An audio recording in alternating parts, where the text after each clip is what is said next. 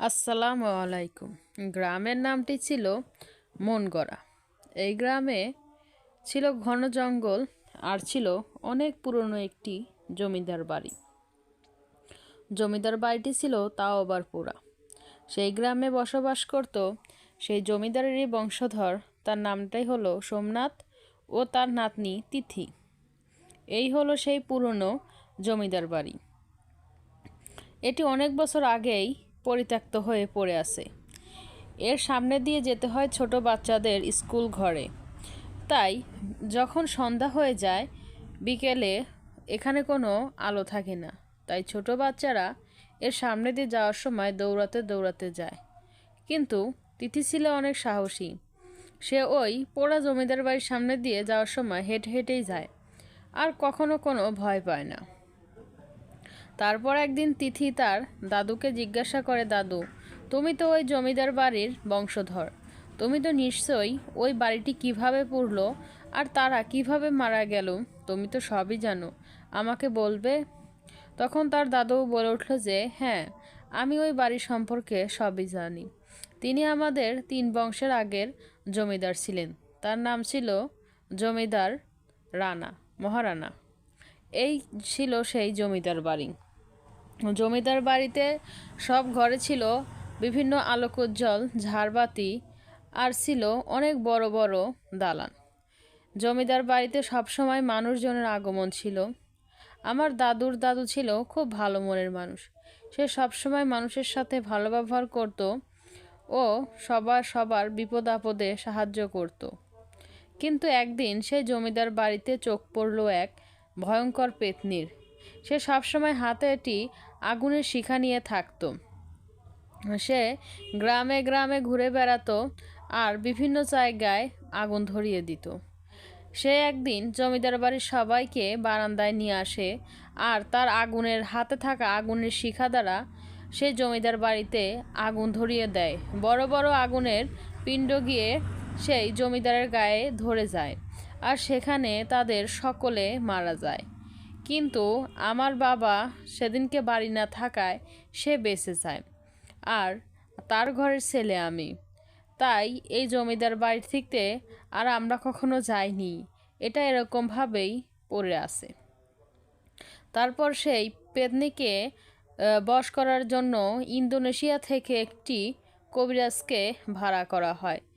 সে সবসময় পেতনি সবসময় রাজার একটি গুপ্ত ঘরে থাকতো।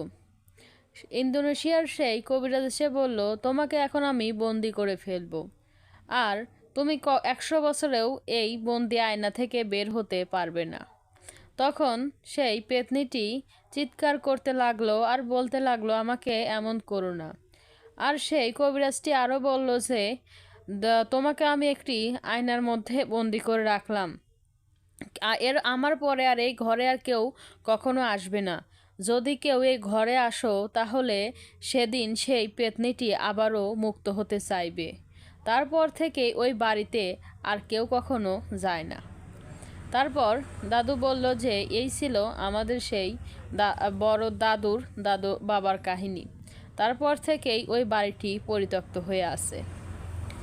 তখন তার দাদু বলল যে, তুমি যদি এসব কথা বিশ্বাস না করো তাহলে তুমি ওই বাড়িতে যেও, কিন্তু কখনো ওই আয়নার দিকে তাকিও না।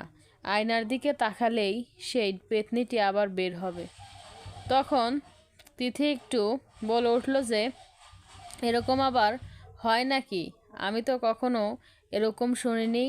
আমাদের বইয়ে তো এমন কিছু লেখা নেই যে আয়নার দিকে তাকালে আয়না থেকে পেতনি আসে। এটা তো বৈজ্ঞানিক কোনো ব্যাখ্যা নেই। তাই তার পরের দিন রাতেই চুপি চুপি তিথি চলল সেই পোড়া জমিদার বাড়ি যাওয়ার উদ্দেশ্যে। আর মাঝপথে বলতে লাগলো যে, এরকম আবার হয় নাকি? আমি সেই বাড়িতে যাব আর সেই আয়না ঘরেই যাব, গিয়ে দেখব সেই আয়নাতে কোনো কেউ বন্দি আছে কি না। আমি এই কোনো কথাই বিশ্বাস করি না। তাই এগুলো দেখার জন্য সে রাতের বেলা চলে গেল। সে গিয়ে সেই ঘরটিতে পৌঁছালো। সেই ঘরটিতে ছিল বড় বড় মাকড়সা, বিভিন্ন ধরনের ধুলা পড়েছিল। সেখানে কোনো কিছুই তেমন দেখা যাচ্ছিল না। সব ছিল অন্ধকার।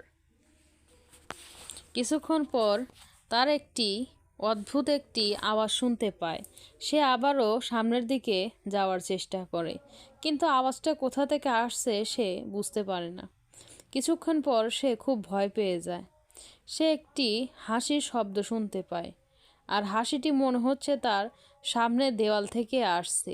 সে সেদিকেই তাকিয়ে থাকতে পারে, আর কিছুক্ষণ পরে সে দেওয়াল থেকে একটি আয়না বের হয়ে আসে।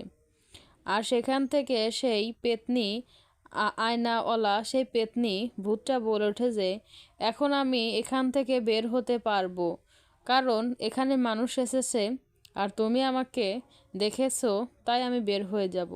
তখন তিথির তার সেই দাদুর কথাটি মনে পড়ে। দাদু বলেছিল সেই আয়নার দিকে না তাকাতে আর সেই আয়না ঘরে না যেতে, কিন্তু আমি তো দাদুর কথা শুনিনি।